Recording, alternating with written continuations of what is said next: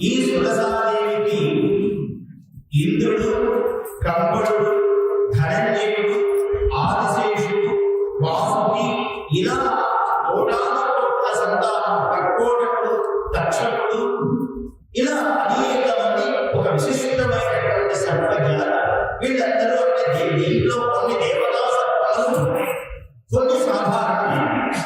ఇవన్నీ దేవతా సర్పం. ఇవన్నీ కూడా కర్కోటకస్య నాగస్య దమయంత్యాః నరస్య చ ఋతుపర్ణస్య రాజర్షేః కీర్తనం కలినాశనం. మామూలుగా ఎవడైనా చెడ్డ పని చేస్తే కర్కోటకుడు అంటే క్రూరమైన వాడిని కర్కోటకుడు అంటారు.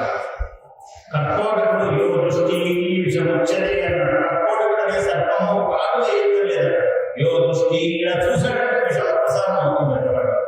యో దృష్టి విషముచ్చరే అన్న సర్పసూత్రంలో అంత భయంకరమైనటువంటి సర్పం. సరే, అలా ఈ కర్కోటకుడు అనే పేరు చెప్తే చాలు పాపం పోతుందంట. కీర్తనం కలినాశనం. కర్కోటక అంటే పాపం పోతుంది. కర్కోటకస్య నాగస్య దమయంత్యాః నగస్య చ దమయంతి